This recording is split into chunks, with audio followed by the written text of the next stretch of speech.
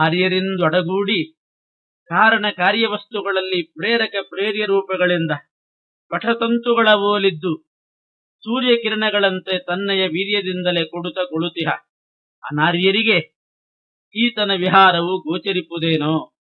ಪರಮಾತ್ಮನ ವ್ಯಾಪ್ತಿಯನ್ನು ಹೇಳ್ತಾ ಕಾರಣ ಮತ್ತು ಕಾರ್ಯಗಳಲ್ಲಿ ಭಗವಂತನ ವ್ಯಾಪ್ತಿ ತಿಳಿಸ್ತಾರೆ. ಕಾರಣ ವಸ್ತುಗಳು ಅಂತಂದ್ರೆ ಬಟ್ಟೆ ತಯಾರಾಗ್ಲಿಕ್ಕೆ ಹತ್ತಿ ಬೇಕು, ನೂಲು ಬೇಕು, ಆ ಬಟ್ಟೆಯನ್ನು ತಯಾರು ಮಾಡುವಂತಹ ಯಂತ್ರ ಬೇಕು. ಅದರಲ್ಲೆಲ್ಲ ಪರಮಾತ್ಮ ವ್ಯಾಪಿಸಿರ್ತಾರೆ. ಅದರಿಂದ ತಯಾರಾಗಿರ್ತಕ್ಕಂತಹ ಬಟ್ಟೆಯಲ್ಲೂ ಭಗವಂತನ ವ್ಯಾಪ್ತಿ ಇದೆ. ತನ್ನ ಪತ್ನಿಯರಿಂದ ಕೂಡಿಕೊಂಡು ಹೀಗೆ ನಾವು ಯಾವ ಪದಾರ್ಥ ನಿರ್ಮಾಣ ಮಾಡುವಾಗ ಅದರಲ್ಲೆಲ್ಲ ಪರಮಾತ್ಮ ಇದ್ದಾನೆ ಅನ್ನುವ ಅನುಸಂಧಾನ ನಮಗೆ ಬೇಕು.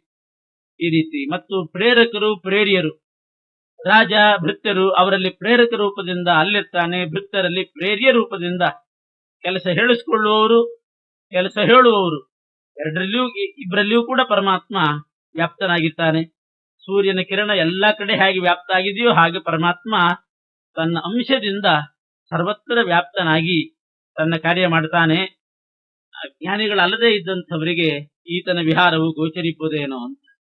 ಜನಕ ತನ್ನಾತ್ಮಜಗೆ ವರಭೂಷಣ ದುಕೂಲವ ತೊಡಿಸಿತ ವಂದನೆ ಕೈಕೊಳುತ್ತ ಅವನ ಹರಸುತ ಹರುಷ ಪಡುವಂತೆ ವನರುಹೇಕ್ಷಣ ಪೂಜಕೆ ನೆನೆಸಿ ಪೂಜಾ ಸಾಧನ ಪದಾರ್ಥನು ತನಗೆ ತಾನಾಗಿ ಫಲಗಳ ನೀವ ಭಜಕರಿಗೆ. ಇನ್ನೂ ಭಗವಂತನ ವ್ಯಾಪ್ತಿಯನ್ನು ಹೇಳ್ತಾ ಪೂಜೆ ಮಾಡುವಾಗ ಯಾರು ಪೂಜೆ ಕೂತಿರ್ತಾರೆ ಅವರಲ್ಲಿಯೂ ಪರಮಾತ್ಮ ವ್ಯಾಪ್ತನಾಗಿರ್ತಾರೆ, ಅವರಲ್ಲಿಯೂ ಭಗವಂತ ಇದ್ದಾನೆ. ಪೂಜಾ ಸಾಧನ ಸಾಮಗ್ರಿಗಳನ್ನೇನು ಉಪಯೋಗಿಸ್ತೇವೆ ಅದರಲ್ಲಿಯೂ ಪರಮಾತ್ಮ ವ್ಯಾಪ್ತನಾಗಿದ್ದಾನೆ. ಅದರ ವಿವರವನ್ನು ಮುಂದೆ ವಿಭೂತಿ ಸಂಧಿಯಲ್ಲಿ ಹೇಳ್ತಾರೆ. ಪೂಜಾ ಸಾಧನವಾದಂತಹ ಹೂವು, ತುಳಸಿ, ಏನೇನು ಆರತಿ ಮಾಡುವ ಸಾಮಾನುಗಳು, ಪದಾರ್ಥಗಳು, ಒಟ್ಟು ದೇವ ಪೂಜಾ ಸಾಮಗ್ರಿಯಲ್ಲೆಲ್ಲ ಪರಮಾತ್ಮ ವ್ಯಾಪ್ತನಾಗಿದ್ದು ತಾನೇ ಪೂಜೆ ಮಾಡಿಕೊಂಡ ಹಾಗೆ. ನಾವು ಮಾಡಿದ್ವಿ ಅಂತಲ್ಲ, ಪರಮಾತ್ಮ ತನ್ನ ಪೂಜೆ ತಾನೇ ಮಾಡಿಕೊಂಡ ಹಾಗೆ. ಅದಕ್ಕೆ ಪೂಜೆ ಮಾಡುವಾಗ ಆರಂಭದಲ್ಲಿ ಹೇಳೋ ಮಂತ್ರ ಮಘವನ್ ನಿಶುಶೀದ ಗಣಪತೆ ಎನ್ನುವ ಮಂತ್ರದಲ್ಲಿ ಬರ್ತದೆ. ಮಘವನ್ ಚಿತ್ರಮರ್ತ್ಯ, ಐಶ್ವರ್ಯಶಾಲಿಯಾದ ಮಹೇಶ್ವರಿಶಾಲಿಯಾದ ಪರಮಾತ್ಮ ಪೂಜೆಗೆ ಅಂತ ನಾನು ಕೂತಿದ್ದೀನಿ, ನಿನ್ನ ಹತ್ರ ಒಂದು ಆಶ್ಚರ್ಯಕರವಾದ ರೀತಿಯ ಪ್ರಾರ್ಥನೆ ಮಾಡ್ತೇನೆ. ಏನು ಅಂದ್ರೆ ನಿನ್ನ ಪೂಜೆ ನೀನೇ ಮಾಡ್ಕೋ ಅಂತ. ನಾವು ಕೂಡ್ತೀವಿ, ಪರಮಾತ್ಮನ ಹತ್ರ ಪ್ರಾರ್ಥನೆ ಮಾಡ್ಕೊಳ್ಳೋದು ಚಿತ್ರಮರ್ಚ್ಯ, ನಿನ್ನ ಪೂಜೆ ನೀನೇ ಮಾಡ್ಕೋ. ಯಾಕೆಂದ್ರೆ ನಮಗೆ ಅಷ್ಟು ಸ್ವಾತಂತ್ರ್ಯ ಇಲ್ಲ. ನನ್ನೊಳಗೆ ನೀನ್ ನೆಲೆಸಿ ಪೂಜೆ ಮಾಡಿಸ್ಕೊಂಡ್ರೆ ನಾನು ಪೂಜೆ ಮಾಡ್ತೇನೆ, ಇಲ್ದಿದ್ರೆ. ಈ ರೀತಿ ಭಗವಂತ ತಾನೇ ಎಲ್ಲ ಮಾಡಿಸ್ಕೊಳ್ತಾನೆ. ಅದಕ್ಕೊಂದು ಸುಂದರವಾದಂತಹ ಉಪಮೆ ಕೊಡ್ತಾರೆ ದಾಸರು. ತಂದೆ ಮಗನ ಹುಟ್ಟಿದ ಹಬ್ಬದ ದಿವಸ ಅಥವಾ ಇನ್ಯಾವುದೋ ಹಬ್ಬ ಬಂದಾಗ ಮಗನಿಗೆ ಹೊಸ ಬಟ್ಟೆ ಎಲ್ಲ ತೊಡಿಸಿ ಏನ್ ಮಾಡ್ತಾನೆ, ನಮಸ್ಕಾರ ಮಾಡು ಅಂತಾನೆ. ದೇವರಿಗೆ ನಮಸ್ಕಾರ ಮಾಡಿಸ್ತಾನೆ, ನನಗೆ ಮಾಡು ಅಂತ ತನಗೆ ತಾನೇ ನಮಸ್ಕಾರ ಮಾಡಿಸ್ಕೊಳ್ತಾನೆ. ಹೇಳಿ ಗೊತ್ತಿರೋದಿಲ್ಲ ಅವನಿಗೆ, ನಮಸ್ಕಾರ ಮಾಡು ಅಂತಾನೆ. ತಂದೆ ತಾಯಿಗಳು ಮಗನಿಗೆ ತಾವೇ ಹೇಳಿ ಹೇಳಿ ನಮಸ್ಕಾರ ಮಾಡಿಸ್ಕೊಳ್ತಾರೆ. ಇದೇನಿದು ನಮಸ್ಕಾರ ಮಾಡಿಸ್ಕೊಳ್ತಾರಲ್ಲ ಹೇಳಿ ಹೇಳಿ ಅಂತ ಯಾರು ಅನ್ನೋದಿಲ್ಲ. ಏನೂ ಗೊತ್ತಿಲ್ಲದಂಥ ಮಗನಿಗೆ ಹೇಳಿ ಹೇಗೆ ನಮಸ್ಕಾರ ಮಾಡಿಸ್ಕೊಳ್ತಾರೋ ತಂದೆ ತಾಯಿಗಳು, ಅದೇ ರೀತಿ ಯಾವ ಶಕ್ತಿಯೂ ಇಲ್ಲದಂಥ ನಮ್ಮಿಂದ ಪರಮಾತ್ಮ ತಾನು ಪೂಜೆ ಮಾಡಿಸ್ಕೊಳ್ತಾನೆ. ಗೊತ್ತಿರೋದಿಲ್ಲ ತಂದೆ ತಾಯಿಗಳಿಗೆ ನಮಸ್ಕಾರ ಮಾಡಬೇಕು ಅಂತ ಹೇಳಿ ಹೇಳಿ ಮಾಡಿಸ್ಕೊಳ್ತಾರೆ. ನಮಗ್ ಮಾಡ್ಲಿಕ್ಕೆ ಬರೋದಿಲ್ಲ. ಅದಕ್ಕೆ ಪರಮಾತ್ಮ ನಮ್ಮೊಳಗೆ ತಾನೇ ಪ್ರವೇಶ ಮಾಡಿ ತಾನೇ ಪೂಜೆ ಮಾಡಿ ನಾವು ಮಾಡಿದ್ವಿ ಅಂತ ಆ ಹೆಸರು ಮಾತ್ರ ನಮಗ್ ಕೊಡ್ತಾನಂತ. ಜನಕ ತನ್ನಾತ್ಮಜೆಗೆ ವರಭೂಷಣ ದುಕೂಲವ ತೊಡಿಸಿ ತಾ ವಂದನೆ ಕೈಕೊಳುತ್ತಾ ತಾನೇ ನಮಸ್ಕಾರ ಮಾಡಿಸ್ಕೊಳ್ಳೋ ಹಾಗೆ. ಇದು ಆಚಾರ್ಯರು ಒಂದು ಪ್ರಮಾಣ ಹೇಳಿ ಗೀತಾ ಭಾಷ್ಯದಲ್ಲಿ ಉಲ್ಲೇಖ ಮಾಡ್ತಾರೆ. ಸ್ವವಂದನಂ ಯಥಾ ಪಿತ್ರ ಕಾರಿತಂ ಶಿಶುಕರ್ತೃಕಂ ಏವಂ ಪೂಜಾ ವಿಷ್ಣುಧೀನಾ ಭವೇ ಜೀವಕೃತೈತ್ಯಪಿ. ನಾವು ಮಾಡುವ ಎಲ್ಲ ಕೆಲಸ ಪರಮಾತ್ಮನೇ ಮಾಡೋದು, ಅದ್ರ ಹೆಸರು ಮಾತ್ರ ನಮ್ಮದಷ್ಟೇ. ಇದಕ್ಕೆ ಇನ್ನೊಂದು ದೃಷ್ಟಾಂತ ಮುಂದೆ ಕೊಡ್ತಾರೆ ದಾಸರು. ಬಹಳ ಒಳ್ಳೆ ಉಪಮೆಯನ್ನು ಕೊಡ್ಬೇಕು ಅಂತಂದ್ರೆ ದಾಸರು ಅಷ್ಟು ಚೆನ್ನಾಗಿ ಕೊಡ್ಲಿಕ್ಕೆ ಬರೋದೇ ಇಲ್ಲ ಇನ್ನೊಬ್ಬರಿಗೆ ಅಂತ ಹೇಳ್ಬೇಕು. ಆ ರೀತಿ ಒಂದು ಉಪಮೆ ಕೊಟ್ಟಿದ್ದಾರೆ. ತಂದೆ ಮಗ ಇಬ್ರು ಸಂಧ್ಯಾ ವಂದನೆ ಮಾಡ್ತಾರೆ. ಮಗ ಅವನಿಗೆ ಉಪನಯನ ಆದ ಮೇಲೆ ಅಪ್ಪ ಸಂಧ್ಯಾ ವಂದನೆ ಕೆಲಸಬೇಕು. ಹೇಗೆ ಮಾಡಿಸ್ತಾನೆ, ಹೇಗೆ ಸಂಧ್ಯಾ ವಂದನೆ ಕೆಲಸ್ತಾನೆ? ತಾನು ಸಂಧ್ಯಾ ವಂದನೆ ಮಾಡುವಾಗ ತಾನು ಕೂತ್ಕೊಂಡಿರ್ತಾನೆ, ತನ್ನ ಪಕ್ಕದಲ್ಲಿ ಮಗನನ್ನು ಕೂಡಿಸ್ಕೊಳ್ತಾನೆ. ಸಂಧ್ಯಾ ವಂದನೆ ಪ್ರಾರಂಭ ಆಗ್ತದೆ. ಕೇಶವಾಯ ಸ್ವಾಹ ಅಂತ ಈತ ಅಂದ್ರೆ ತಂದೆ ಅಂದ್ರೆ ಮಗನೂ ಕೇಶವಾಯ ಸ್ವಾಹ ಅಂತ. ಒಂದು ಉದ್ಧರಣೆ ನೀರು ಹಾಕೊಂಡು ಇವನು ಪ್ರಾಶನ ಮಾಡಿದ್ರೆ ಮಗನೂ ಪ್ರಾಶನ ಮಾಡ್ತಾನೆ. ಏನೇನು ಕ್ರಿಯೆ ಮಾಡ್ತಾನೆ. ತಂತ್ರ ಮಂತ್ರ ಅಪ್ಪ ಮಾಡಿದ್ದನ್ನೆಲ್ಲ ಮಗ ಮಾಡ್ತಾನೆ. ಅರ್ಘ್ಯ ಕೊಡ್ಬೇಕು ಅಂತ ಎದ್ದು ಪೂರ್ವಕ್ಕೆ ನಿಂತ್ಕೊಂಡ್ರೆ ಮಗನೂ ನಿಂತ್ಕೊಳ್ತಾನೆ. ಅವನು ಕೈಗೆ ನೀರು ಹಾಕೊಂಡ್ರೆ ಈತನೂ ಹಾಕೊಳ್ತಾನೆ. ಅದೇ ಮಂತ್ರ ಹೇಳ್ತಾನೆ. ಎಲ್ಲ ಅಪ್ಪ ಮಾಡಿದ ಹಾಗೆ ಮಗ ಮಾಡ್ತಾನೆ. ಎಲ್ಲೇ ತನಕ ಕೊನೆಗೆ ಗೋತ್ರ ಪ್ರವರ ಎಲ್ಲ ಒಂದೇ. ಯಜುಶಾಖಾಧ್ಯಾಯಿ ಅಂತ ಬಂದ್ರೆ ಅವನು ಯಜುಶಾಖಾಧ್ಯಾಯಿ ಅಂತಾನೆ. ಆದ್ರೆ ಕೊನೆಗೆ ಸಂಧ್ಯಾ ವಂದನೆ ಮುಗಿಯುವಾಗ ಅಪ್ಪ ತನ್ನ ಹೆಸರು ಹೇಳ್ಕೊಳ್ತಾನೆ, ಮಗ ಮಾತ್ರ ಅದನ್ನ ಹೇಳ್ಬೋದು, ತನ್ನ ಹೆಸರು ತಾನು ಹೇಳ್ಬೋದು. ಕೇಶವಾಯ ಸ್ವಾಹ ಅಲ್ಲಿಂದ ಕೊನೆಗೆ ಹೆಸರು ಹೇಳ್ಕೊಳ್ಳೋ ತನಕ ಒಂದೇ ಮಂತ್ರ ಒಂದೇ ತಂತ್ರ. ಅಪ್ಪ ಮಾಡಿದಂಗೆ ಮಗ ಮಾಡ್ತಾನೆ. ಅವರವರ ಶರ್ಮ ಅಹಂ ಅನ್ನುವಾಗ ಅವರವರ ಹೆಸರು ಅವರವರಿಗೆ. ಪರಮಾತ್ಮ ಜೀವರ ಕೈಯಿಂದ ಕಾರ್ಯ ಮಾಡಿಸೋದು ಹಾಗೆ. ಆ ಪರಮಾತ್ಮ ಏನೇನು ಮಾಡ್ತಾನೋ ಅದನ್ನೇ ನಾವು ಮಾಡೋದು. ಆದ್ರೆ ಎಲ್ಲ ಕಾರ್ಯ ಮುಗಿಯುವಾಗ ಕೊನೆಗೆ ಈಶೋಹಂ ಅಂತ ಅವನು ಈಶನಾಗಿ ಮಾಡ್ತಾನೆ, ದಾಸೋಹಂ ಅಂತ ನಾವು ದಾಸರಾಗಿ ಮಾಡೋದು. ಇಷ್ಟೇ ವ್ಯತ್ಯಾಸ. ಇನ್ನೆಲ್ಲವೂ ಕೂಡ ಗೋತ್ರ ಪ್ರವರ ಒಂದೇ ಉಚ್ಚಾರಣೆ ಮಾಡಿ ಕೊನೆಯಲ್ಲಿ ತಮ್ಮ ತಮ್ಮಯ್ಯ ಪೆಸರುಗೊಂಬಂತೆ ಕೊನೆಗೆ ತಮ್ಮ ಹೆಸರು ಮಾತ್ರ ತಾವು ಹೇಳ್ಕೊಳ್ತಾರಲ್ಲ ಅಪ್ಪ ಮಗ. ಹಾಗೆ ಪರಮಾತ್ಮ ಜೀವ ಸ್ವತಂತ್ರವಾಗಿ ಜೀವ ಏನೂ ಮಾಡುವವನಲ್ಲ, ಎಲ್ಲ ಪರಮಾತ್ಮ ಮಾಡ್ತಾನೆ, ಈಶನಾಗಿ ಮಾಡ್ತಾನೆ. ನಾವು ದಾಸರಾಗಿ ನೆರಳಿನಂತೆ ಮಾಡ್ತಕ್ಕಂಥವ್ರು ನಾವು. ಅದನ್ನೇ ಸ್ವವಂದನಂ ಯಥಾ ಪಿತ್ರ ಕಾರಿತಂ ಶಿಶುಕರ್ತೃಕಂ ಅನ್ನೋ ಪ್ರಮಾಣದ್ದು ಸಂಗ್ರಹ ಮಾಡಿ ಹೇಳ್ತಾರೆ. ತಂದೆ ಬಹು ಸಂಭ್ರಮದಿ ತನ್ನಯ ಬಂಧು ಬಳಗವ ನೆರಹಿ ಮದುವೆಯ ನಂದನೆಗೆ ತಾ ಮಾಡಿ ಮನೆಯೊಳಗಿಡುವ ತೆರನಂತೆ ಇಂದಿರಾಧವ ತನ್ನ ಇಚ್ಛೆಗಳಿಂದ ಗುಣಗಳ ಚೇತನಕ್ಕೆ ಸಂಬಂಧಗೈಸಿ ಸುಖಾತ್ಮಕ ಸಂಸ್ಕೃತಿಯೊಳ್ಳಿಡುವ. ಈ ಸಂಸಾರಕ್ಕೆ ಕಳಿಸಿದವನು ಪರಮಾತ್ಮನೇ. ಅದಕ್ಕೊಂದು ಉಪಮೆಯನ್ನು ಕೊಟ್ಟು ಹೇಳ್ತಾರೆ. ತಂದೆ ಕನ್ಯಾ ನೋಡಿ ಮಗನಿಗೆ ಆ ಕನ್ಯೆಯನ್ನು ತಂದು ಮದುವೆ ಮಾಡಿ ಅವರನ್ನೊಂದು ಮನೆ ಮಾಡಿ ಸಂಸಾರ ಮಾಡ್ಕೊಂಡಿರ್ರಿ ಅಂತ ಹಾಗೆ ವಿವಾಹ ಮಾಡಿ ಮಗನನ್ನು ಒಂದು ಮನೆ ಒಳಗಿಡ್ತಾನೋ ಅದರಂತೆ ಪರಮಾತ್ಮನು ಕೂಡ ಈ ಜೀವರನ್ನ ಅವರಿಗೆ ಈ ಲಿಂಗ ದೇಹ ಸ್ಥೂಲ ದೇಹ ಅನ್ನುವಂಥ ಮನೆಯನ್ನು ಕೊಟ್ಟು ಸಂಸಾರ ಮಾಡ್ಕೊಂಡಿರ್ರಿ ಅಂದ್ರೆ ಸಂಸಾರದಲ್ಲಿ ಬಂದಿರ್ರಿ ಅಂತ ಸಂಸಾರದಲ್ಲಿ ಬಿಟ್ಟಿದ್ದಾನಂತೆ. ಈ ಸಂಸಾರ ಪ್ರದನೂ ಕೂಡ ಪರಮಾತ್ಮನೇ.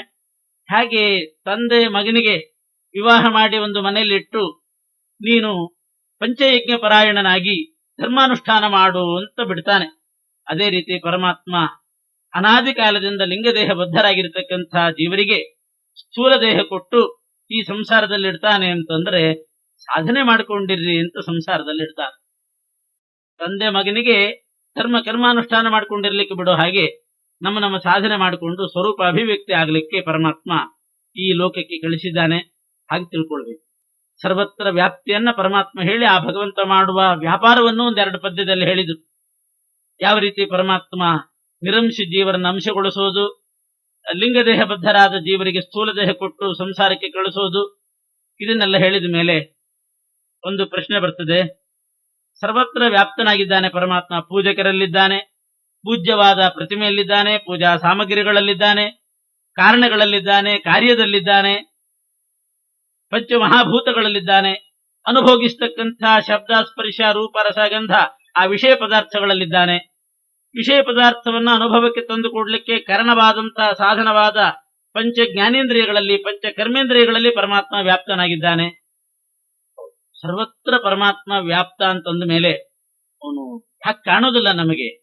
ವ್ಯಾಪ್ತನಾಗಿದ್ದಾನೆ, ನಿರ್ಲಿಪ್ತನಾಗಿದ್ದಾನೆ ಅಂತ ಒಂದಂಶ ಹೇಳಿ ಕಾಣೋದಿಲ್ಲ ಯಾಕೆ? ಇಷ್ಟು ಕಡೆ ವ್ಯಾಪ್ತನಾದ ಮೇಲೆ ಯಾಕೆ ನಮಗೆ ಗೋಚರ ಆಗೋದಿಲ್ಲ ಅಂತ ಒಂದು ಪ್ರಶ್ನೆ ಬಂದ್ರೆ ಅದಕ್ಕೆ ಹೇಳ್ತಾರೆ, ತೃಣಕೃತಾಲಯದೊಳಗೆ ಹೊಗೆ ಸಂದಣಿಸಿ ಪ್ರತಿ ಛಿದ್ರದಲ್ಲಿ ಪರಮಟ್ಟು ಅನಲ ನಿರವನು ತೋರದಲಿಪ್ಪ ತೆರನಂತೆ ವನಜ ಜಾಂಡದೊಳು ಅಖಿಲ ಜೀವರ ತನುವಿನ ಒಳ ಹೊರಗಿದ್ದು ಕಾಣಿಸದೆ ಅನಿಮಿಶೇಷನು ಸಕಲ ಕರ್ಮವ ಮಾಳ್ಪನವರಂತೆ.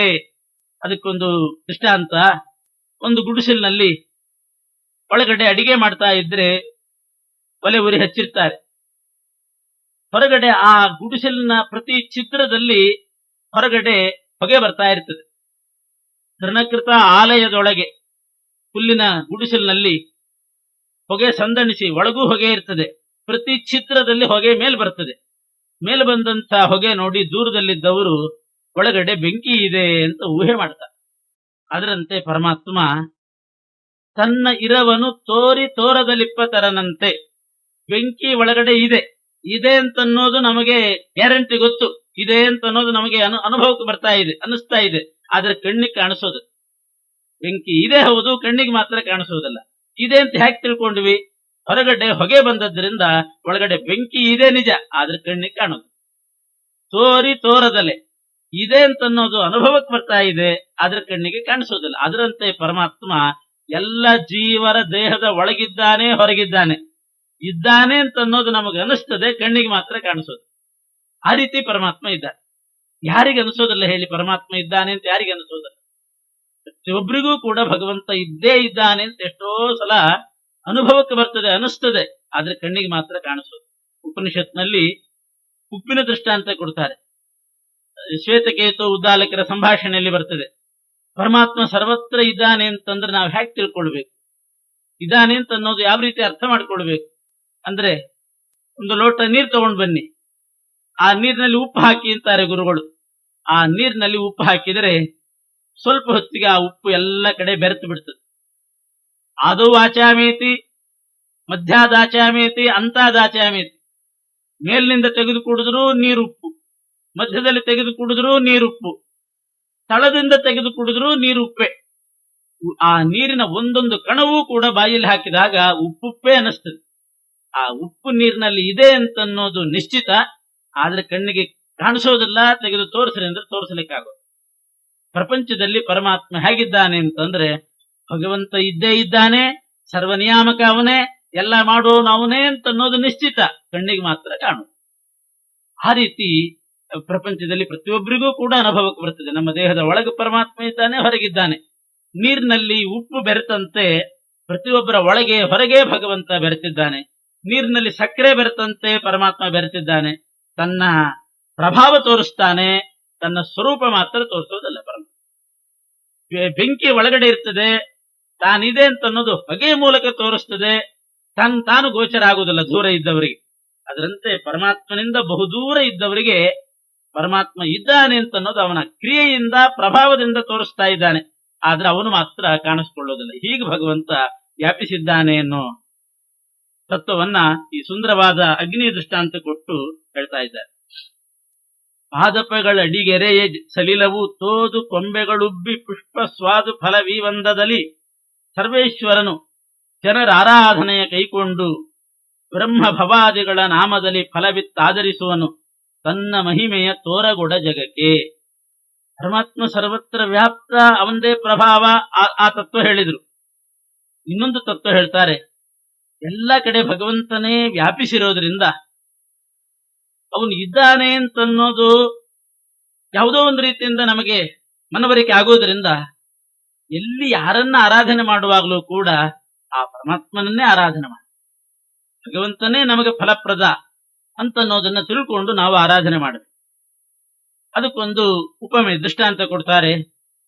ಒಂದು ಮರ ಅದು ಚೆನ್ನಾಗಿ ಬೆಳೆದು ನಮಗೆ ಫಲ ಕೊಡಬೇಕಾದ್ರೆ ಆ ಮರಕ್ಕೆ ನೀರು ಹಾಕಬೇಕು. ನೀರು ಹಾಕ್ತೀವಿ, ಎಲ್ಲಿ ಹಾಕ್ತೇವೆ ನೀರು? ಪಾದಪಗಳ ಅಡಿಗೆರೆಯೇ ಸಲಿಲವು.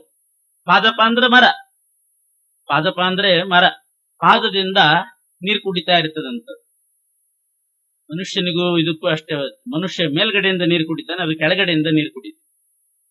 ಬೇರಿನಲ್ಲಿ ನೀರು ಹಾಕಬೇಕು. ಅಲ್ಲಿ ಬುಡಕ್ಕೆ ನೀರು ಹಾಕಿದ್ರೆ ಅಲ್ಲಿಂದ ಅದು ನೀರು ಕುಡಿದು ಎಲ್ಲಾ ಕಡೆ ಹಬ್ಬುತ್ತೆ. ಮನುಷ್ಯ ಮೇಲಿನಿಂದ ನೀರು ಕುಡಿತಾನೆ, ಆ ನೀರು ಕೆಳಗಿಳಿತು. ಮರಕ್ಕೆ ಕೆಳಗಡೆ ನೀರು ಹಾಕಿದ್ರೆ ಆ ನೀರಿನ ಅಂಶ ಮೇಲೆ ಹೋಗ್ತದೆ. ಊರ್ಧ್ವ ಸ್ರೋತಸ್ಸು ಅಂತಾರೆ. ಹೀಗೆ ಪಾದಪಗಳ ಅಡಿಗೆರೆಯ ಸಲಿಲವು ನೀರನ್ನ ಮರದ ಕೆಳಗೆ ಹಾಕಿದರೆ ಅದರಿಂದ ಆ ನೀರಿನ ಪ್ರಭಾವದಿಂದ ಇಡೀ ಮರ ಜೀವಂತವಾಗಿರ್ತದೆ, ಹಸಿರಾಗಿರ್ತದೆ. ಎಲ್ಲಾ ಕಡೆ ಎಲೆ, ಅದರ ಶಾಖೆಗಳು ಎಲ್ಲ ಜೀವಂತವಾಗಿರ್ತದೆ. ಶಾಖೆಯಲ್ಲೇನೆ ಪುಷ್ಪ, ಫಲ ಎಲ್ಲವನ್ನೂ ಕೂಡ ನಾವು ಗೆಲ್ಲಿನಲ್ಲೇ ನೋಡ್ತೀವಿ. ಆದ್ರೆ ನೀರು ಹಾಕೋದು ಬುಡಕ್ಕೆ, ಬುಡದ್ದೇ ಪ್ರಭಾವ ಮರದಲ್ಲಿ.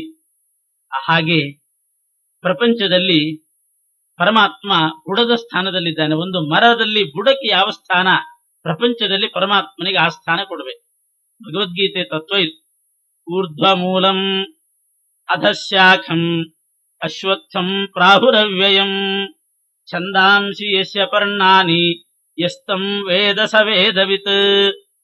ಇಡೀ ಜಗತ್ತಿನಲ್ಲಿ ಯಾವುದಕ್ಕೆ ಯಾವ ಸ್ಥಾನಮಾನ ಕೊಡಬೇಕು ಅನ್ನೋದನ್ನ ಪರಮಾತ್ಮ ಆ 15ನೇ ಅಧ್ಯಾಯದಲ್ಲಿ ತಿಳಿಸಿದ. ಜಗತ್ತು ಅನ್ನೋದೇ ಒಂದು ಅಶ್ವತ್ಥ ವೃಕ್ಷ, ಒಂದು ದೊಡ್ಡ ಮರ. ಒಂದು ಮರದಲ್ಲಿ ಯಾವುದಕ್ಕೆ ಪ್ರಮುಖ ಸ್ಥಾನ? ಆ ಮರದಲ್ಲಿ ಎಲೆ ಇದೆ, ಗೆಲ್ಲುಗಳಿದ್ದಾವೆ, ಹೂವಿದೆ, ಹಣ್ಣಿದೆ, ಕಾಂಡ ಇದೆ, ಬೇರಿದೆ. ಆದ್ರೆ ಆ ಮರದಲ್ಲಿ ಪ್ರಧಾನ ಸ್ಥಾನ ಯಾವುದಕ್ಕೆ? ಬುಡಕ್ಕೆ ಪ್ರಧಾನ ಸ್ಥಾನ. ಆ ಮರದಲ್ಲಿ ಗೆಲ್ಲು ಮುರಿದು ಹಾಕಿರಿ ಮತ್ತೆ ಚಿಗಿರ್ತದೆ, ಎಲೆ ಕಿತ್ತು ಹಾಕಿರಿ ಪುನಃ ಚಿಗಿರ್ತದೆ, ಹೂ ಕಿತ್ತಿದ್ರು ಮತ್ತೆ ಹೂ ಬಿಡ್ತದೆ, ಹಣ್ಣು ತೆಗೆದ್ರು ಮತ್ತೆ ಹಣ್ಣು ಬಿಡ್ತದೆ. ಆದ್ರೆ ಬುಡನೇ ಕಿತ್ತಿದರೆ ಯಾವುದೂ ಸಿಗೋದು. ಮರದಲ್ಲಿ ಬುಡ ಪ್ರಧಾನ. ಏನಿದ್ರು ಬುಡ ಉಳಿದಿದೆಯೋ ಇಲ್ಲೋ ಅಂತ ನೋಡ್ಬೇಕು. ಮೂಲವನ್ನೇ ಕಿತ್ತು ಬಿಟ್ವಿ, ಸಮೂಲ ಘಾತ ಆಯ್ತು ಅಂತಂದ್ರೆ ಮತ್ತೆ ನಮಗೇನೂ ಸಿಗೋದಿಲ್ಲ. ಮೂಲ ಒಂದು ಉಳಿದಿರ್ಬೇಕು. ಮೂಲ ಉಳಿತು ಅಂತ ಆದ್ರೆ ಮತ್ತೆ ಪುನಃ ಚಿಗಿರ್ತದೆ. ಹಾಗೆ ಜಗತ್ತು ಅನ್ನೋ ವೃಕ್ಷದಲ್ಲಿ ಊರ್ಧ್ವ ಮೂಲಂ, ಈ ಜಗತ್ತೆಂಬಂತಹ ಅಶ್ವತ್ಥ ಮರದಲ್ಲಿ ಮೂಲ ಯಾವುದು ಅಂತಂದ್ರೆ ಊರ್ಧ್ವ ವಿಷ್ಣು. ಕೆಲವರು ಅರ್ಥ ಬರೆದ್ರು ಬುಡ ಮೇಲಿದೆ ಅಂದ್ರು. ಬುಡ ಮೇಲಿದೆ ಅಂತಂದ್ರೆ ಅರ್ಥ ಏನು? ಊರ್ಧ್ವ ವಿಷ್ಣು ಅಂತ ಮಧ್ವಾಚಾರ್ಯ ಬರೀತಾರೆ. ವಿಷ್ಣುವೇ ಜಗದ್ವೃಕ್ಷದಲ್ಲಿ ಮೂಲ ಸ್ಥಾನ. ಅಧಶಾಖ, ಗೆಲ್ಲುಗಳಿದೆ ಮರದಲ್ಲಿ. ಅಧಃ ಅಂತಂದ್ರೆ ಪರಮಾತ್ಮನಿಗಿಂತ ಕೆಳಗಿರ್ತಕ್ಕಂತಹ ದೇವತೆಗಳೆಲ್ಲ ಗೆಲ್ಲಿದ್ದ ಹಾಗೆ. ಈ ರೀತಿ ಜಗದ್ವೃಕ್ಷದಲ್ಲಿ ನಾವು ಪ್ರಧಾನ ಸ್ಥಾನ ಕೊಡಬೇಕಾದದ್ದು ಬುಡದಂತೆ ಮೂಲದಂತೆ ಇರತಕ್ಕಂತಹ ಪರಮಾತ್ಮನಿಗೆ. ಅವನಿಗೆ ಸ್ಥಾನಮಾನ ಬಿಟ್ಟು ಬಾಕಿದ್ದಕ್ಕೆ ಕೊಡ್ತಾ ಹೋದ್ರೆ ಬುಡ ಇಲ್ಲದ ಮರದಂತೆ ಆಗಿಬಿಟ್ಟಿತು ಅಂತ. ಭೌತಿಕ ಪದಾರ್ಥಗಳಿಗೆ, ಬರೀ ಶಬ್ದ, ಸ್ಪರ್ಶ, ರೂಪ ಇಂತಹ ಭೋಗ್ಯ ವಸ್ತುಗಳಿಗೆ ನಾವು ಪ್ರಾಧಾನ್ಯ ಕೊಡ್ತಿದ್ದೀವಿ. ಜಗತ್ತಿನಲ್ಲಿ ಅದಕ್ಕೆ ಯಾವ ಸ್ಥಾನ ಅಂತಂದ್ರೆ ಒಂದು ಮರದಲ್ಲಿ ಚಿಗುರು ಬಿಟ್ಟಿರ್ತದೆ, ವಿಷಯ ಪ್ರವಾಲಾಹ. ಚಿಗುರಿಗೆ ಯಾವ ಸ್ಥಾನ? ಭೋಗ್ಯ ವಸ್ತುಗಳಿಗೆ ಆ ಸ್ಥಾನ ಕೊಡಬೇಕಂತ. ಚಿಗುರು ನೋಡ್ಲಿಕ್ಕೆ ಪರಮ ಸುಂದರ, ಕೋಮಲವಾಗಿರ್ತದೆ. ಚಿಗುರಿದಾಗ ಕೆಂಪಾಗಿರ್ತದೆ. ಎಷ್ಟೊತ್ತು? ಕೆಲವು ದಿವಸ ಮಾತ್ರ. ಕೆಲವೇ ದಿವಸಗಳಲ್ಲಿ ಅದು ಪುನಃ ಗಟ್ಟಿಯಾಗಿ ಒರಟು ಎಲೆ ಆಗಿಬಿಡ್ತದೆ. ಅದರ ಸೌಂದರ್ಯ ಎಲ್ಲ ಹೋಗಿಬಿಡ್ತದೆ. ಹಾಗೆ ಭೋಗ್ಯ ಸಾಮಗ್ರಿ ಏನಿದೆ ಪ್ರಪಂಚದಲ್ಲಿ ಕ್ಷಣಿಕವಾದ ಸೌಂದರ್ಯ, ಸ್ವಲ್ಪ ಹೊತ್ತು ಮಾತ್ರ ಇರ್ತದೆ ಆ ಸೌಂದರ್ಯ, ಮತ್ತೆ ಹೋಗಿಬಿಡ್ತದೆ. ಚಿಗುರನ್ನು ನೋಡಿ ಬಹಳ ಚೆನ್ನಾಗಿದೆ ಅಂತ ಚಿಗುರಿನ ಮೇಲೆ ವ್ಯಾಮೋಹ ಮಾಡಿದ್ರೆ ಎಷ್ಟೊತ್ತು ಇರ್ತದೆ. ಹಾಗೆ ಭೋಗ್ಯ ವಸ್ತುಗಳು ಪ್ರಪಂಚದಲ್ಲಿ, ಆ ಭೋಗ ಸಾಮಗ್ರಿ ಇದೆಲ್ಲ ಕ್ಷಣಿಕ ಸೌಂದರ್ಯ ಉಳ್ಳದ್ದು, ಶಾಶ್ವತ ಅಲ್ಲ. ವಿಷಯ ಪ್ರವಾಲಾಹ. ಇತರ ದೇವತೆಗಳು ಯಾರೇ ಆಗಿರ್ಲಿ, ಅವು ಗಣಪತಿ, ಶಿವ, ಸ್ಕಂದ ಯಾರಾಗಿದ್ದರೂ ಕೂಡ ಅವರಿಗೆ ಗೆಲ್ಲಿನ ಸ್ಥಾನ, ಮೂಲ ಸ್ಥಾನ ಕೊಡಬೇಕಾದದ್ದು ಪರಮಾತ್ಮ. ಎಲೆ ಇದೆ ಮರದಲ್ಲಿ, ಎಲೆಗೆ ಯಾವ ಸ್ಥಾನ ಅಂತಂದ್ರೆ ವೇದಗಳು. ಪ್ರಪಂಚದಲ್ಲಿ ವೇದಗಳು ಎಲೆ ಇದ್ದ ಹಾಗೆ, ವೇದಗಳೆಲ್ಲ ಎಲೆ ಇದ್ದ ಹಾಗೆ. ಛಂದಾಂಸಿ ಯಸ್ಯ ಪರ್ಣಾನಿ. ಎಲೆಗಳನ್ನ ಛಂದಸ್ಸು ಅಂತ ಕರೆದಿತ್ತು. ಎಲೆ ಏನ್ ಮಾಡ್ತದೆ? ಮರದಲ್ಲಿದ್ದಂತಹ ಎಲೆಗಳು ನಮ್ಮನ್ನು ಮುಚ್ಚಿಡ್ತದೆ.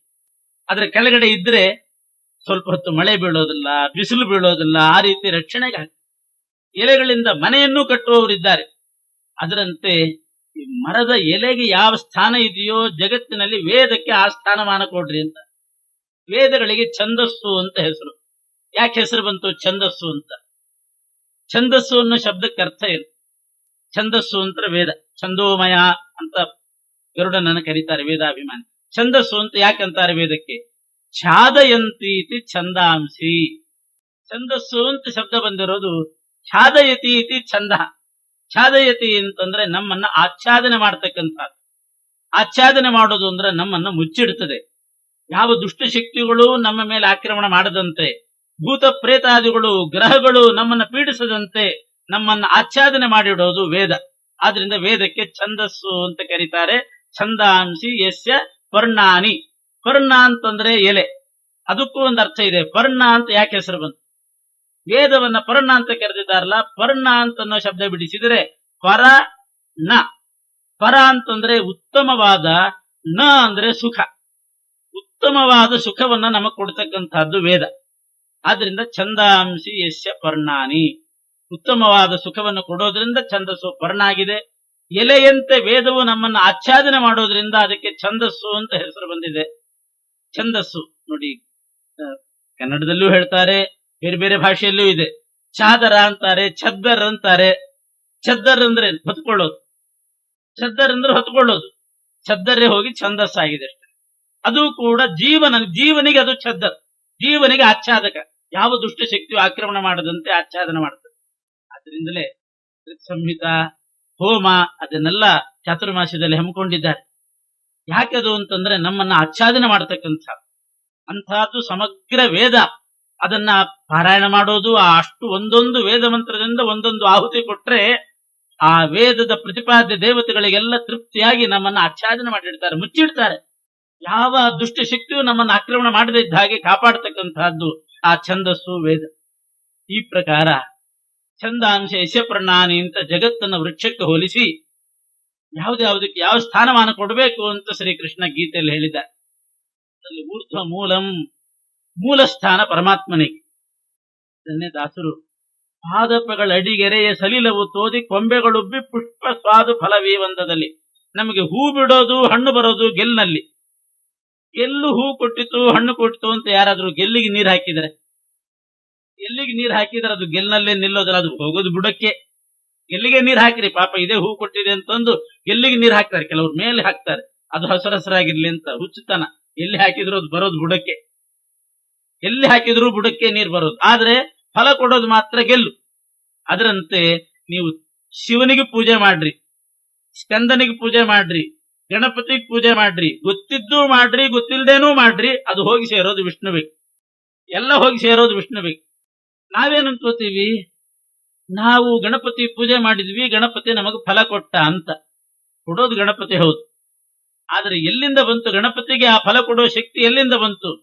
ಊರ್ಧ್ವ ಮೂಲ ಸ್ಥಾನದಲ್ಲಿದ್ದಂಥ ಪರಮಾತ್ಮನಿಗೆ ಅದು ನೀರು ಸೇರಿದ್ರಿಂದ, ಆ ಪರಮಾತ್ಮನಿಗೆ ನಾವು ಆರಾಧನೆ ಮಾಡಿದಂತೆ ಆದದ್ರಿಂದ ಪರಮಾತ್ಮನೇ ಆ ಗಣಪತಿ ಮೂಲಕ ಕೊಟ್ಟು. ಅದ್ರ ಜಗದ್ವೃಕ್ಷದಲ್ಲಿ ಮೂಲ ವೃಕ್ಷದಲ್ಲಿ ಮರದಲ್ಲಿ ಮೂಲ ಹೇಗೆ ಮುಖ್ಯವೋ ಆ ಮೂಲ ಗಟ್ಟಿ ಇದ್ದದ್ರಿಂದಲೇನೆ ನಮ್ಮ ಗೆಲ್ಲಿನಲ್ಲಿ ಮರ ಸಿಕ್ತು. ಬುಡ ಕಿತ್ತು ಹಾಕಿಬಿಟ್ರೆ ಆ ಗೆಲ್ಲಿನಲ್ಲಿ ಏನೂ ಬರೋದಿಲ್ಲ. ಆದ್ರಿಂದ ಜಗತ್ತು ಅನ್ನುವಂಥ ವೃಕ್ಷದಲ್ಲಿ ಪರಮಾತ್ಮನಿಗೆ ಮುಖ್ಯ ಸ್ಥಾನ ಕೊಡಬೇಕು. ಭಗವಂತನಿಗೆ ನಾವು ನೀರು ಹಾಕಬೇಕು ಅಂತಂದ್ರೆ ನಮ್ಮ ಎಲ್ಲ ಕರ್ಮಗಳು, ನೀರು ಅಂದ್ರೆ ಕರ್ಮ, ಅಂತರಾರ್ಥದಲ್ಲಿ ನೀರು ಅಂದ್ರೆ ಕರ್ಮ ತಗೊಳ್ಳಿ. ಕರ್ಮಕ್ಕೆ ನೀರು ಸಂಕೇತ ಅಂತ ಶಾಸ್ತ್ರದಲ್ಲಿ. ಆದ್ರಿಂದ ಯಾವುದೇ ಕರ್ಮ ಮಾಡ್ರಿ, ಒಂದು ಕರ್ಮ ಮುಗಿತು ಅಂದ್ರೆ ಏನ್ ಮಾಡ್ತಾರೆ ಕೊನೆಗೆ? ಆ ಕರ್ಮವನ್ನೆಲ್ಲ ಮುಗಿಸಿ ಪರಮಾತ್ಮನಿಗೆ ಅರ್ಪಣೆ ಮಾಡುವಾಗ ಕೃಷ್ಣಾರ್ಪಣಮಸ್ತು ಅಂತ ಅರ್ಪಣೆ ಮಾಡುವಾಗ ಬಿಡೋದೇನನ್ನ ನೀರನ್ನು ಬಿಟ್ಟುಬಿಡು. ಮಾಡಿದ್ದು ಕರ್ಮ ಪರಮಾತ್ಮನಿಗೆ ಅರ್ಪಣೆ ಮಾಡುವಾಗ ನೀರನ್ನು ಬಿಡುತ್ತೆ. ತಸ್ಮಿನ್ನಪೋ ಮಾತರಿಶ್ವಾ ದಧಾತಿ. ಅರ್ಘ್ಯ ಪಾತ್ರೆಗೆ ನೀರು ಬಿಡ್ತೀವಿ, ಆ ನೀರನ್ನ ಮಾತರಿಶ್ವ ತಸ್ಮಿನ್ ದಧಾತಿ. ಮುಖ್ಯ ಪ್ರಾಣದೇವರು ಆ ನೀರನ್ನ ಪರಮಾತ್ಮನಿಗೆ ತಗೊಂಡು ಹೋಗಿ ಕೊಡ್ತಾರೆ ಅಂತ. ಅವ್ರು ಬಿಡೋದು ಅರ್ಘ್ಯ ಪಾತ್ರೆಗೆ. ಆ ನೀರನ್ನ ಮುಖ್ಯ ಪ್ರಾಣದೇವರು ಪರಮಾತ್ಮನಿಗೆ ಕೊಡ್ತಾರೆ ಅಂದ್ರೆ ಅರ್ಥ ಏನು? ನಾವು ಕರ್ಮ ಮಾಡಿ ಆ ಕರ್ಮವನ್ನ ಸಾಂಕೇತಿಕವಾಗಿ ನೀರು ಅಂತ ಆ ಸಂಕೇತದಿಂದ ಬಿಟ್ರೆ, ಆ ನೀರಿನ ಸಂಕೇತದಲ್ಲಿರೋ ಕರ್ಮವನ್ನ ಮುಖ್ಯ ಪ್ರಾಣದೇವರು ಪರಮಾತ್ಮನಿಗೆ ಕೊಡ್ತಾರೆ. ನಮಗೆ ನೇರವಾಗಿ ಭಗವಂತನಿಗೆ ಅರ್ಪಣೆ ಮಾಡ್ಲಿಕ್ಕೆ ಆಗೋದಿಲ್ಲ. ದೇವಸ್ಥಾನಕ್ಕೆ ಹೋಗಿ ಹೂವು ತುಳಸಿ ತೆಂಗಿನಕಾಯಿ ಎಲ್ಲ ತಗೊಂಡು ಹೋಗಿ ನಾವೇ ದೇವ್ರ ಕೊರಳಿಗೆ ಹಾಕ್ತೀವಿ ಅಂದ್ರೆ ಯಾರು ಕೇಳ್ತಾರೆ? ನೇರವಾಗಿ ಹಾಕ್ಲಿಕ್ಕೆ ಆಗೋದಿಲ್ಲ. ಅರ್ಚಕರಿಗೆ ಕೊಡಬೇಕು, ಗರ್ಭಗುಡಿ ತನಕ ಹೋಗಿ ಅವ್ರಿಗೆ ಕೊಡಬೇಕು. ಅವರು ತಗೊಂಡು ಹೋಗಿ ಮುಂದೆ ಕಾಯಿ ಒಡೆದು ದೇವರಿಗೆ ಹಾರ ಹಾಕಿ ನಮಗ್ ಫಲ ಕೊಡೋರು ಅವರು. ಹಾಗೆ ಮುಖ್ಯ ಪ್ರಾಣದೇವರು ಪರಮಾತ್ಮನಿಗೆ ಮುಖ್ಯ ಅರ್ಚಕರು, ಮುಖ್ಯ ಪ್ರಾಣದೇವರು. ನಾವು ನೇರವಾಗಿ ಕರ್ಮವನ್ನ ಭಗವಂತನಿಗೆ ಅರ್ಪಣೆ ಮಾಡ್ಲಿಕ್ಕೆ ಆಗೋದಿಲ್ಲ. ಏನಿದ್ರು ಮುಖ್ಯ ಪ್ರಾಣದೇವರಿಗೆ ಕೊಡಬೇಕು. ಅವರು ತಗೊಂಡು ಹೋಗಿ ಪರಮಾತ್ಮನಿಗೆ ಅರ್ಪಣೆ ಮಾಡ್ತಾರೆ, ಮತ್ತು ಅವರೇ ನಮಗೆ ಶ್ವಾಸೋಚ್ಛ್ವಾಸ ಮಾಡಿಸ್ತಾ ನಮಗ್ ಫಲ ಕೊಡ್ತಾರೆ. ಅವ್ರ ಅರ್ಚಕರಿದ್ದ ಹಾಗೆ ಮುಖ್ಯ ಪ್ರಾಣದೇವರು. ಅಂದ್ರೆ ಈಗಿನ ಅರ್ಚಕರಿಗೆ ಕೊಟ್ಟು ಬೆಲೆ ಕೊಡಬಾರ್ದಷ್ಟೇ ಮುಖ್ಯ ಪ್ರಾಣದೇವರಿಗೆ. ಈಗ ಅರ್ಚಕರು ಅಂತ ಅಂದ್ಕೊಳ್ಳಿ ಸ್ವಲ್ಪ ಸುಮಾರಾಗೆ ನೋಡುವಂತಹ ಪ್ರಸಂಗ ಬಂದ, ಹಂಗಾಗಬಾರ್ದು. ಮುಖ್ಯ ಪ್ರಾಣದೇವರು ಪರಮಾತ್ಮನಿಗೆ ಮುಖ್ಯವಾಗಿ ನಮಗೂ ಪರಮಾತ್ಮನಿಗೂ ಮಧ್ಯದಲ್ಲಿರ್ತಕ್ಕಂತಹ ಸೇತುವೆ. ಅವ್ರಿಲ್ದಿದ್ರೆ ನಮ್ಮ ಪೂಜೆ ಪರಮಾತ್ಮನಿಗೆ ಸೇರೋದಿಲ್ಲ, ಪರಮಾತ್ಮ ಕೊಟ್ಟ ಫಲ ನಮಗ್ ಬರೋದಿಲ್ಲ. ಮುಖ್ಯ ಪ್ರಾಣದೇವರು ಸೇತುವೆ ಇದ್ದ ಹಾಗೆ ಜೀವಾತ್ಮ ಪರಮಾತ್ಮರ ಮಧ್ಯದಲ್ಲಿ ಅವರಿಗೆ ಬಹಳ ಮುಖ್ಯವಾಗಿರ್ತಕ್ಕಂತಹ ಸ್ಥಾನ ಇದೆ. ಕರ್ಮ ಸಮರ್ಪಣೆ ಮಾಡುವವರೇ ಅವರು. ಅವರಿಲ್ದಿದ್ರೆ ನಮ್ಮ ಕರ್ಮ ಸಮರ್ಪಣೆ ಆಗೋದಿಲ್ಲ. ತಸ್ಮಿನ್ನಪೋ ಮಾತರಿಶ್ವಾ ದಧಾತಿ. ಮುಖ್ಯ ಪ್ರಾಣದೇವರೇ ಕೊಡ್ತಕ್ಕಂಥ. ಹೀಗೆ ನಾವು ಹಾಕಿದ ನೀರು ಅಂತಂದ್ರೆ ನಾವು ಮಾಡಿದಂಥ ಕರ್ಮವನ್ನ ಪಾದಪಗಳ ಅಡಿಗೆರೆಯೇ ಸಲಿಲವು. ಸಲಿಲ ಅಂದ್ರೆ ಕರ್ಮ. ಆ ಕರ್ಮವನ್ನ ಪಾದಪಗಳ ಅಡಿಗೆರೆ ಎರೆಬೇಕು ಅಂತಂದ್ರೆ ಪರಮಾತ್ಮನ ಪಾದಕ್ಕೆ ನಾವು ಮಾಡಿದ ಕರ್ಮಗಳನ್ನೆಲ್ಲ ಸಮರ್ಪಣೆ ಮಾಡಬೇಕು. ಎಲ್ಲ ಕರ್ಮ ಏನೇ ಮಾಡ್ಲಿ, ರಾಘವೇಂದ್ರ ಸ್ವಾಮಿಗಳಿಗೆ ಪೂಜೆ ಮಾಡ್ಲಿ, ರಾಯರ ಆರಾಧನೆ ಮಾಡ್ಲಿ, ಗಣೇಶ ಚೌತಿ ಗಣಪತಿಗೆ ಪೂಜೆ ಮಾಡ್ಲಿ, ಅದೆಲ್ಲವನ್ನು ಕೂಡ ವಿನಾಯಕ ಅಂತರ್ಗತ, ಭಾರತೀಯ ರಮಣ ಮುಖ್ಯ ಪ್ರಾಣಾಂತರ್ಗತ ಅದು ಬರ್ಬೇಕು ಮಧ್ಯದಲ್ಲಿ. ಇಲ್ದಿದ್ರೆ ಅಲ್ಲಿ ಪರಮಾತ್ಮನ ತನಕ ಸೇರೋದೇ ಇಲ್ಲ. ನಮ್ಗೆ ಅಲ್ಲಿ ಒಳಗೆ ಹೋಗ್ಲಿಕ್ಕೆ, ಭಗವಂತನ ಹತ್ರ ಹೋಗ್ಲಿಕ್ಕೆ ಅಧಿಕಾರವೇ ಇಲ್ಲ. ಭಾರತೀಯ ರಮಣ ಮುಖ್ಯ ಪ್ರಾಣಾಂತರ್ಗತ ವಿಶ್ವಂಭರ ರೂಪಿ ಪರಮಾತ್ಮನೇ ನಮಃ ಅಂತ ಮಾಡಿದ್ರೆ ಅದು ಪಾದಪಗಳ ಅಡಿಗೆರೆಯೇ ಆಗ್ತದೆ. ಆವಾಗ ನಾವು ಮಾಡಿದ ಕರ್ಮವನ್ನ ಭಗವಂತನ ಪಾದಕ್ಕೆ ಸಮರ್ಪಣೆ ಮಾಡಿದರೆ ಆಗ ಕೊಂಬೆಗಳಲ್ಲೇ ಸ್ವಾದವಾದ ಫಲ ಹೇಗೆ ಬರ್ತದೋ ಅದರಂತೆ ಪರಮಾತ್ಮ ಆಯಾ ದೇವತೆಗಳ ಮೂಲಕ, ಎಲ್ಲಿನ ಸ್ಥಾನದಲ್ಲಿರ್ತಕ್ಕಂಥ ದೇವತೆಗಳ ಮೂಲಕ ನಮಗೆ ಫಲ ಕೊಡ್ತಾರೆ. ಇನ್ನೊಂದು ದೃಷ್ಟಾಂತವನ್ನು ಕೊಟ್ಟಿದ್ದಾರೆ. ಪ್ರಾಣೋಪಹಾರೇಣ ಯಥೇಂದ್ರಿಯಾಣಂ ತಥೈವ ಸರ್ವಾರ್ಹಣ ಮಚ್ಯುತೇಜ್ಯ. ಪ್ರಾಣೋಪಹಾರೇಣ ಯಥೇಂದ್ರಿಯಾಣ, ನಮ್ಮ ಕಣ್ಣು ಕೈ ಕಾಲು ಎಲ್ಲ ಗಟ್ಟಿಯಾಗಿ ಚುರುಕಾಗಿರ್ಬೇಕಾದ್ರೆ ನಾವೇನ್ ಮಾಡ್ಬೇಕು? ಬರೇ ಕಣ್ಣಿಗೆ ಡ್ರಾಪ್ಸ್ ಆಗ್ತಾ ಹೋದ್ರೆ ಕಣ್ಣು ಕೆಲಸ ಮಾಡೋದಲ್ಲ. ಕಣ್ಣು ಕಿವಿ ಕೈ ಕಾಲು ಚುರುಕಾಗಿ ಕೆಲಸ ಮಾಡಬೇಕಾಗಿದ್ರೆ ಹೊಟ್ಟೆಗೆ ಊಟ ಹಾಕ್ಬೇಕು. ಇಂದ್ರಿಯಗಳೆಲ್ಲ ಬೇರೆ ಬೇಕಾದಷ್ಟು ಇಂದ್ರಿಯಗಳಿದೆ. ಪ್ರಾಣೋಪಹಾರೇಣ ಊಟ ಮಾಡಿಬಿಟ್ರೆ ಕಣ್ಣು ಚುರುಕಾಗ್ತದೆ, ಕೈ ಕಾಲು ಎಲ್ಲ ಚುರುಕಾಗ್ತದೆ. ಊಟ ಇಲ್ಲ ಅಂತ ಆದ್ರೆ ಕಣ್ಣು ಕತ್ತಲೆ ಬಂತು, ಕಾಲಿನಲ್ಲಿ ಶಕ್ತಿ ಹೋಯ್ತು, ಕೈಯಲ್ಲಿ ಶಕ್ತಿ ಹೋಯ್ತು, ದೇಹದಲ್ಲಿ ಶಕ್ತಿ ಹೋಗ್ತದೆ. ಹಾಗೆ ಅಂತ ಹೇಳಿ ನಾವು ಕೈ ಕಾಲಿಗೆ ಉಪಚಾರ ಮಾಡೋದಲ್ಲ, ಊಟ ಮಾಡಿಬಿಟ್ರೆ ಸರಿ. ಆದ್ರಿಂದ ಊಟ ಮಾಡೋದು ಅಂತಂದ್ರೆ ಅದು ಪ್ರಾಣದೇವರಿಗೆ ಆಹಾರ ಕೊಡೋದು ಅಂತ. ಮುಖ್ಯ ಪ್ರಾಣದೇವರಿಗೆ ನಾವು ಆಹಾರ ಕೊಟ್ಟು ಊಟ ಮಾಡಿಬಿಟ್ರೆ ಆಮೇಲೆ ಕೈ ಕಾಲು ಕಣ್ಣು ಕಿವಿ ಎಲ್ಲ ಚುರುಕಾಗ್ತದೆ. ಅದರಂತೆ ಎಲ್ಲ ದೇವತೆಗಳು ನಮಗೆ ಫಲ ಕೊಡಬೇಕಾಗಿದ್ರೆ, ಅವರವರು ನಮ್ಮ ಕೈಯಿಂದ ಕೆಲಸ ಮಾಡಿಸ್ಬೇಕಾಗಿದ್ರೆ ನಾವು ಮುಖ್ಯವಾಗಿ ಪರಮಾತ್ಮನಿಗೆ ಆರಾಧನೆ ಮಾಡಬೇಕು. ಭಗವಂತನಿಗೆ ಆರಾಧನೆ ಮಾಡಿಬಿಟ್ರೆ, ಪ್ರಾಣದೇವರಿಗೆ ಆಹುತಿ ಕೊಟ್ರೆ ಎಲ್ಲ ಇಂದ್ರಿಯಗಳಿಗೆ ತೃಪ್ತಿ ಆಗುವಂತೆ ಪರಮಾತ್ಮನಿಗೆ ಆರಾಧನೆ ಮಾಡಿಬಿಟ್ರೆ ಎಲ್ಲಿನಂತಿರ್ತಕ್ಕಂಥ ಎಲ್ಲ ದೇವತೆಗಳಿಂದ ನಮಗೆ ಫಲ ಸಿಗ್ತದೆ. ಜನರ ಆರಾಧನೆಯು ಕೈಕೊಂಡು ಬ್ರಹ್ಮ ಭವಾದಿಗಳ ನಾಮದಲ್ಲಿ ಫಲವಿತ್ತು ಆಧರಿಸುವನು. ಬ್ರಹ್ಮದೇವರು ಕೊಟ್ರು, ಪ್ರಾಣದೇವರು ಕೊಟ್ರು, ಗಣಪತಿ ಅನುಗ್ರಹ ಮಾಡಿದ, ರಾಯರ ಅನುಗ್ರಹ ಮಾಡಿದ್ರು. ಈ ರೀತಿ ಅವರ ಹೆಸರಿನಿಂದ ಪರಮಾತ್ಮನೇ ಫಲ ಕೊಡೋದು. ಆದ್ರೆ ತನ್ನ ಮಹಿಮೆಯ ತೋರಗೊಡ ಜಗಕ್ಕೆ, ತನ್ನ ಮಹಿಮೆ ಬುಡ ಮೂಲ ಅದು ಮಣ್ಣಿನ ಒಳಗೆ ಸೇರ್ಕೊಂಡ್ಬಿಟ್ಟಿದೆ. ಹೊರಗಡೆ ಕಾಣಿಸೋದಲ್ಲ, ಹೊರಗಡೆ ಕಾಣಿಸೋದು ಬರೇ ಗೆಲ್ಲು ಮಾತ್ರ.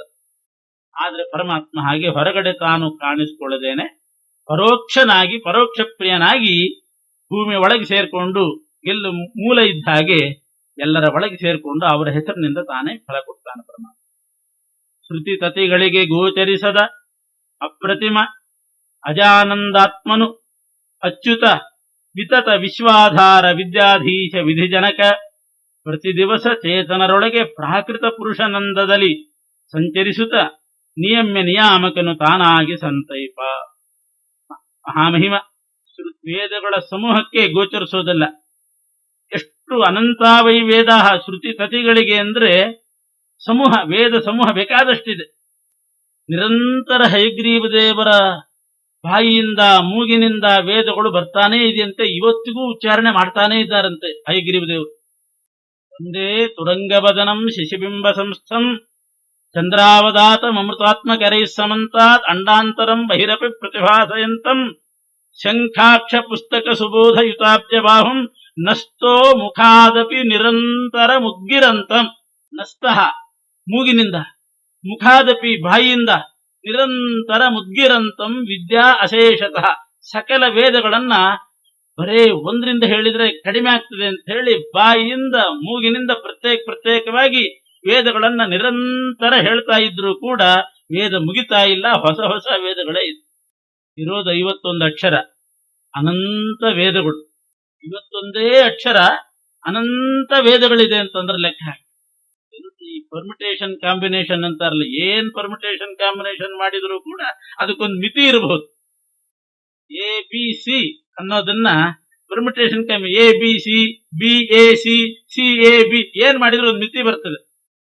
51 ವರ್ಣದ ವೇದ, 51 ವರ್ಣ ವೇದಗಳು ಇರೋದು 51 ಅಕ್ಷರ. ಎಷ್ಟು ವಿಧವಾಗಿ ಜೋಡಿಸಲಿಕ್ಕೆ ಸಾಧ್ಯ ಇದೆ. ವೇದಗಳು ಮಾತ್ರ ಅನಂತಾವೈ ವೇದ. ಪುನರುಕ್ತಿನೇ ಇಲ್ಲ. ಪುನರುಕ್ತಿ ಇಲ್ಲದೆ ಇದ್ದ ಹಾಗೆ 51 ವರ್ಣಗಳು ಆ ಕಡೆ ಈ ಕಡೆಯಾಗಿ, ಆ ಪದಗಳು ಆ ಕಡೆ ಈ ಕಡೆಯಾಗಿ ಅಂತೂ ಅನಂತ ವೇದಗಳಿದೆ ಅಂತಂದ್ರೆ ಊಹೆ ಮಾಡೋದೇ ಮನುಷ್ಯನ ಬುದ್ಧಿಗೆ ನಿಲ್ಕೋದಿಲ್ಲ. ಅಂಥ ವೇದಗಳನ್ನ ನಿರಂತರ ಉಚ್ಚಾರಣೆ ಮಾಡಿದ್ರೂ ಕೂಡ ಅಷ್ಟು ವೇದಗಳಿಗೆ ಪರಮಾತ್ಮನ ಮಹಿಮೆ ಗೋಚರ ಆಗೋದು. ಎಷ್ಟು ಹೇಳಿದ್ರು ಇನ್ನೂ ಉಂಟು. ಇನ್ನು ತತಿಗಳಿಗೆ ಗೋಚರಿಸದ ಅಪ್ರತಿಮನಾಗಿದ್ದಾನೆ ಪರಮಾತ್ಮ. ಅಜ ಆನಂದ ಇತ್ಯಾದಿ ರೂಪವುಳ್ಳವನು.